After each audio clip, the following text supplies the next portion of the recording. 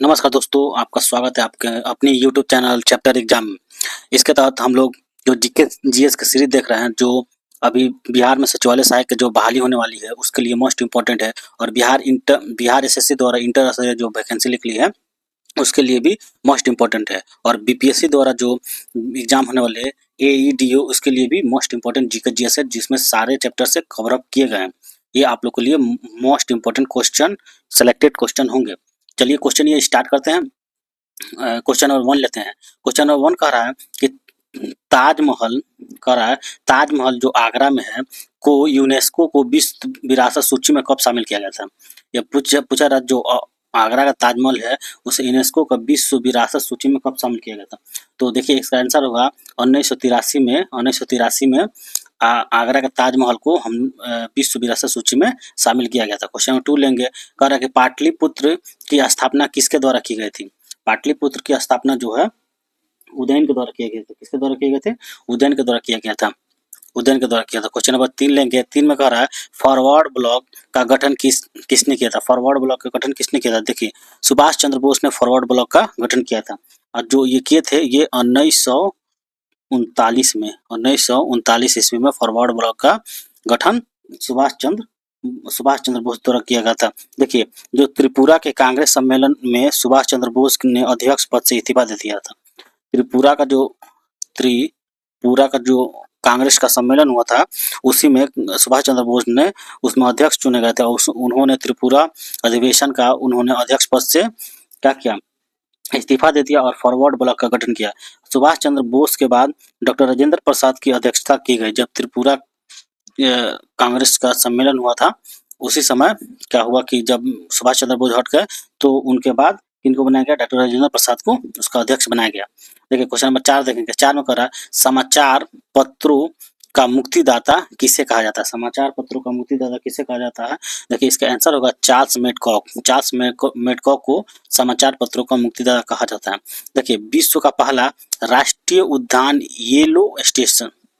देखिए विश्व का पहला राष्ट्रीय उद्यान येलोस्टोन नेशनल पार्क किस देश में है। येलोस्टोन नेशनल पार्क किस देश में है ये पूछा जा रहा है। देखिए ये जो है संयुक्त राज्य अमेरिका में है। देखिए विश्व का पहला राष्ट्रीय उद्यान येलोस्टोन नेशनल पार्क है जो संयुक्त राज्य अमेरिका में। इसकी स्थापना जो हुई थी, इसकी स्थापना 1872 ईस्वी में की गई थी।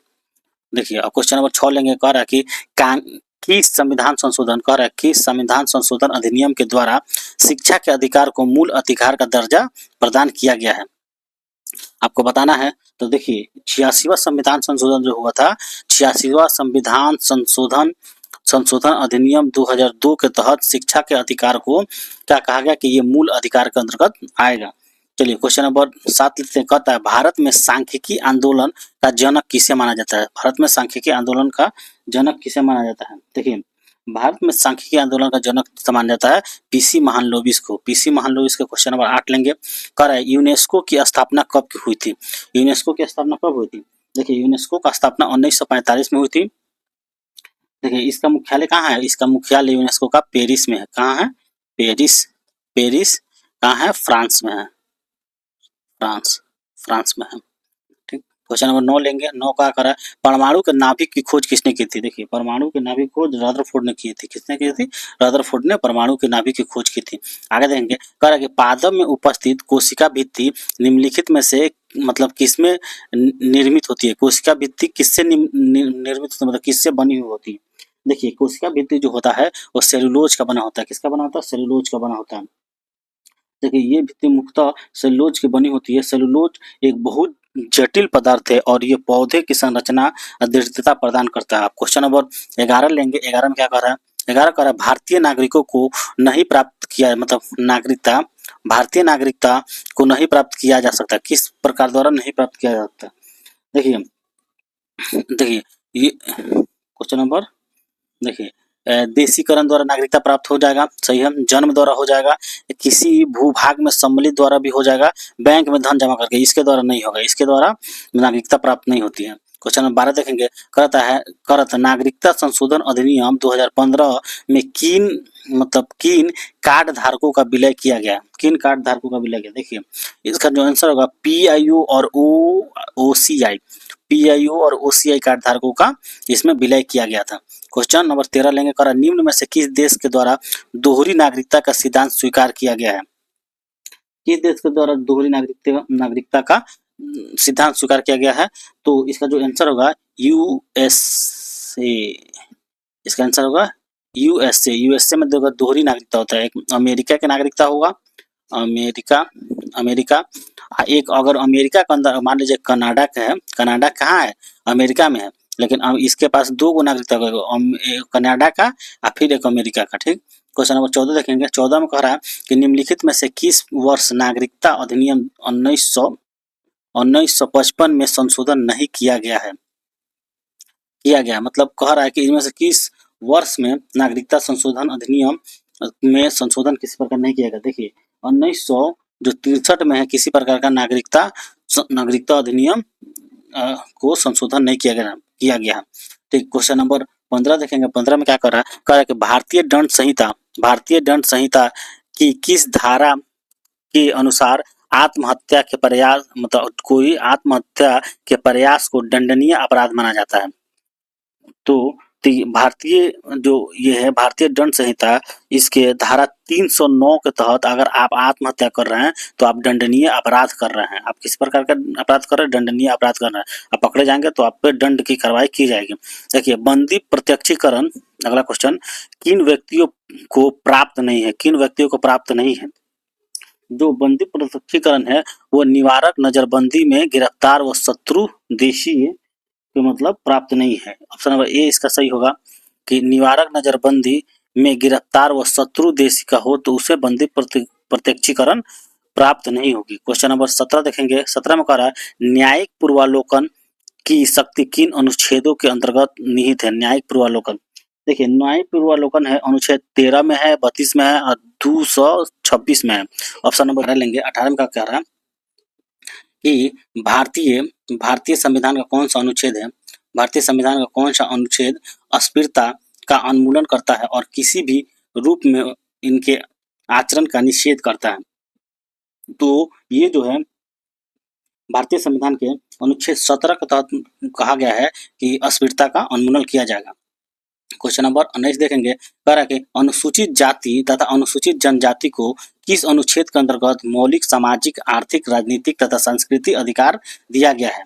तो इसका जो आंसर होगा ये अनुच्छेद 17 के तहत, अनुच्छेद 17 के तहत अनुसूचित जाति जनजाति को मौलिक सामाजिक आर्थिक राजनीतिक और सांस्कृतिक का अधिकार दिया गया है।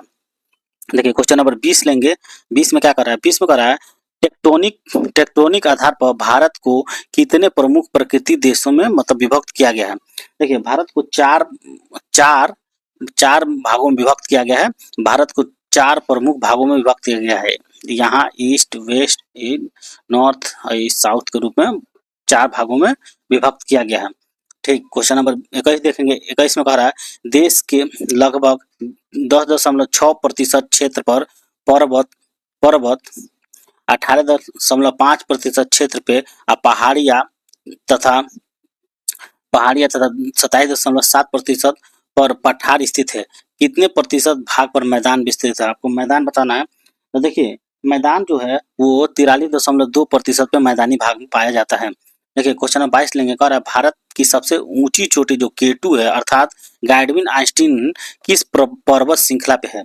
तो आपको बताना है किस पर्वत श्रृंखला पे। तो ये जो है काराकोरम पर्वत श्रृंखला पे है K2। क्वेश्चन नंबर 23 लेंगे। 23 में कह रहा है किस पर्वत श्रेणी को उच्च एशिया का मेरुदंड कहा जाता है? उच्च एशिया का मेरुदंड कहा जाता है। तो ये देखिए ये जो है काराकोरम श्रेणी को ही उच्च एशिया का मेरुदंड कहा जाता है। क्वेश्चन नंबर 24 लेंगे। 24 कह रहा है सचर जोन किसको अलग करता है? सचर जोन किसको अलग करता है? तो जो सचर जोन है वो ट्रांस हिमालय बृहद हिमालय को अलग करता है। ट्रांस हिमालय और बृहद हिमालय को अलग करता है। देखिए पाट भूमि पाई जाती है। पाट भूमि कहाँ पाई जाती है? ये छोटा नागपुर के पठार में पाई जाती है पाट भूमि। क्वेश्चन नंबर 26 लेंगे कर है दक्षिण भारत का सर्वोच्च शिखर निम्नलिखित में से कौन सा है। दक्षिण भारत का जो सर्वोच्च शिखर है, देखिए ये अनाईमुड़ी है। अनाई दक्षिण भारत का सबसे सर्वोच्च जो चोटी है अनाईमुड़ी है।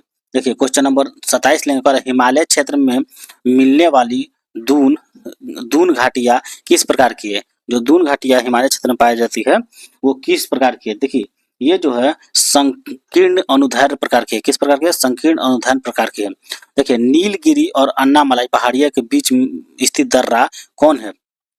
जो नीलगिरी अन्नामलाई बीच की पहाड़ियों के बीच में जो दर्रा है वो पाल घाट है। कौन है? पाल घाट है। क्वेश्चन नंबर 29 लेंगे कह रहा है कि हिमालय की निम्नलिखित में से कौन सी श्रेणी सर्वाधिक चौड़ी है। आपको बताना है कौन सबसे ज्यादा मतलब चौड़ी है।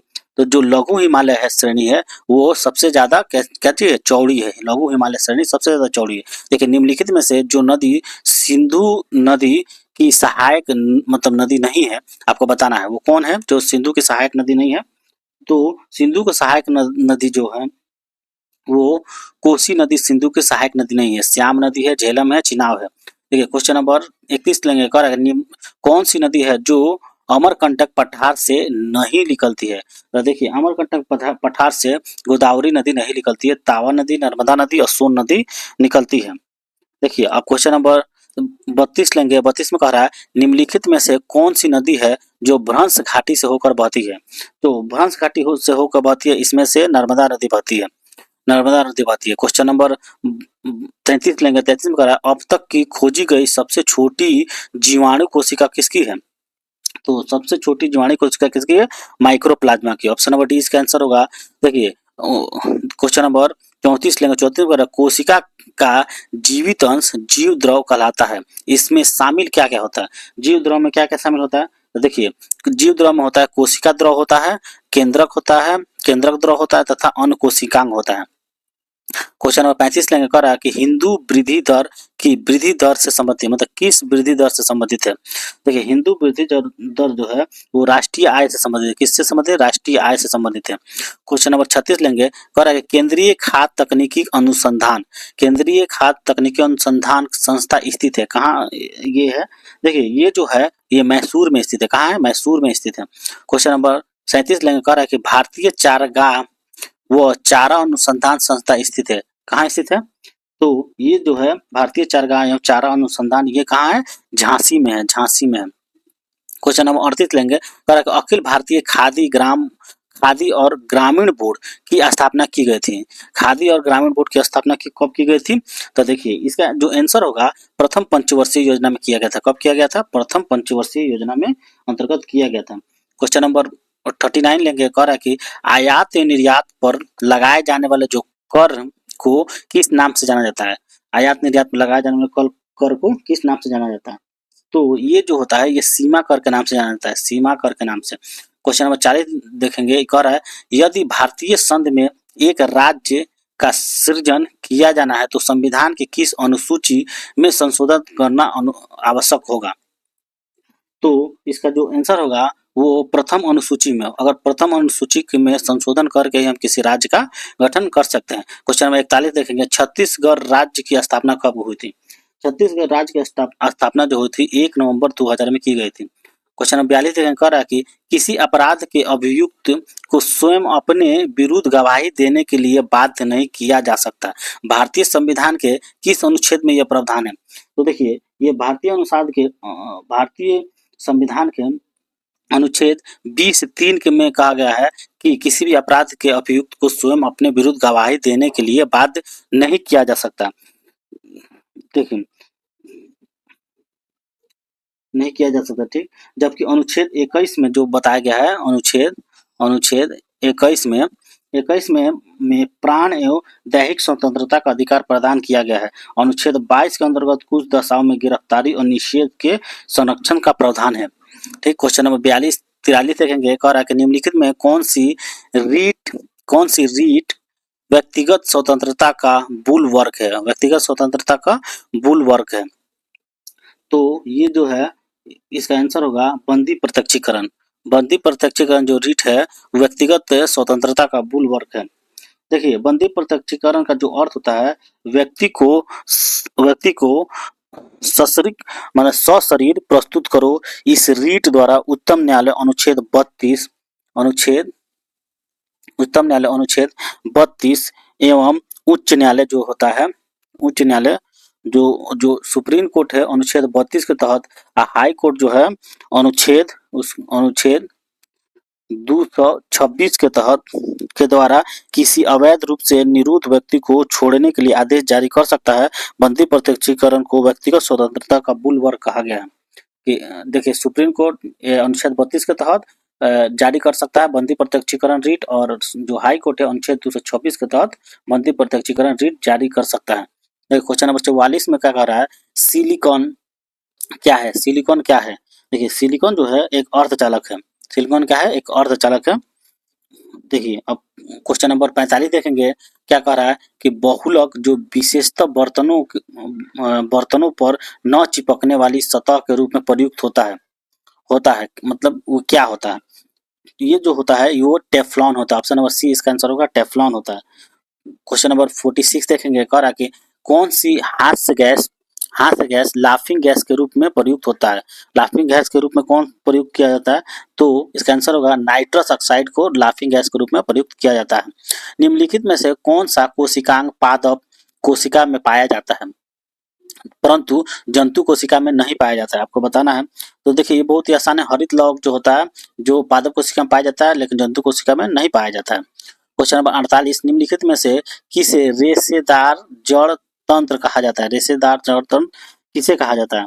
तो इसका जो आंसर होगा ऑप्शन नंबर डी, अपस्थानिक जड़ तंत्र को रेशेदार जड़ तंत्र कहा जाता है। क्वेश्चन नंबर 49 लेंगे। 49 में कह रहा है लोकसभा में किसी विधेयक पर आम बहस निम्नलिखित में से किस स्तर पर होती है? किस स्तर पर होती है? तो देखिए जो लोकसभा में किसी विधेयक पर आम बहस जो होती है वो इसका आंसर होगा जो द्वितीय वाचन में होती है। आम बहस जो होती है कब होती है? द्वितीय वाचन में होती है। क्वेश्चन नंबर 50 लेंगे, लास्ट क्वेश्चन होगा, कह रहा है निम्नलिखित कथनों पर विचार करना है। आपको निम्नलिखित कथनों पर विचार करना है। तो देखिए ये जो है इसका जो कथन दिया है कि कह रहा है कि संघ राज्य क्षेत्रों का राज्यसभा में प्रतिनिधित्व नहीं होता। संघ राज्य क्षेत्रों का राज्यसभा में प्रतिनिधित्व नहीं होता, ये गलत है। कह रहा है कि निर्वाचन संबंधी झगड़ों का निर्णय करना मुख्य निर्वाचन आयुक्त के अधिकार क्षेत्र में आता है।